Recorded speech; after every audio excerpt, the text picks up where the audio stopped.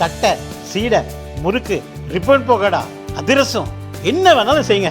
ஒரே ஒரு 5 லிட்டர் இதய மந்த்ரா கடல் எண்ணெய் பேக் ஒரு மாசம் முழுசுக்கும் அத்தனை சமையல முடிச்சு விடலாம். இதய மந்த்ரா.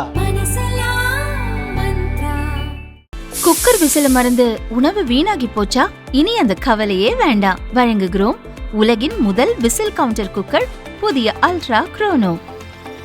அல்ட்ரா என்றால் ஆரோக்கியம்.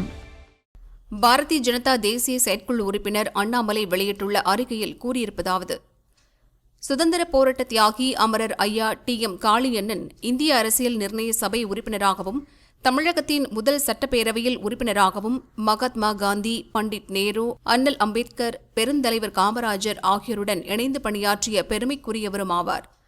தமது பொது வாழ்வில் தமிழகம் முழுவதும் பல 100 அரசு பள்ளிகள், கல்லூரிகள் அமையவும் காரணமாக இருந்தவர். தமது சொந்த நிலங்களை ஏழை எளிய மக்களுக்கு தானமாக வழங்கி அவர்கள் வாழ்வில் ஒளியேற்றியவர்.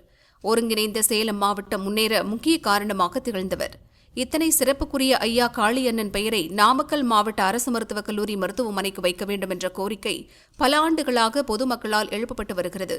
ஆனால் தமிழக அரசு இதுவரை இந்த கோரிக்கையை கண்டுகொள்ளாமல் இருக்கிறது.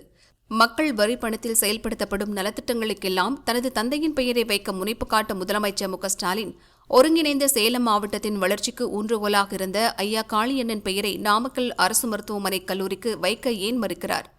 ஒவ்வொரு பகுதிகளின் வளர்ச்சிக்கு பாடுபட்ட தலைவர்களின் பெயர்களையே அங்குள்ள பேருந்து நிலையம், கல்லூரிகள் உள்ளிட்ட மக்கள் பயன்படுத்தும் பொது இடங்களுக்கு வைக்க வேண்டும் என்பது பொதுமக்களின் எதிர்பார்ப்பு. ஆனால் திமுக எப்போதுமே மக்களுக்காக பாடுபட்ட தமிழகத்தின் பல்வேறு தலைவர்களின் பெயரையே இருட்டடிப்பு செய்வதையே வேலையாக வைத்திருக்கிறது.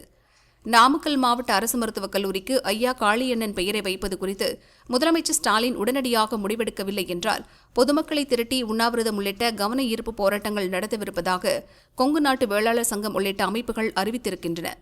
எனவே இனியும் தாமதிக்காமல் நாமக்கல் மாவட்ட அரசு மருத்துவக் கல்லூரிக்கு ஐயா காளியண்ணன் பெயரை வைக்கும் அறிவிப்பை வெளியிட வேண்டும் என்று முதலமைச்சர் ஸ்டாலினை வலியுறுத்துகிறேன் என அண்ணாமலை அறிக்கையில் கூறியுள்ளார்.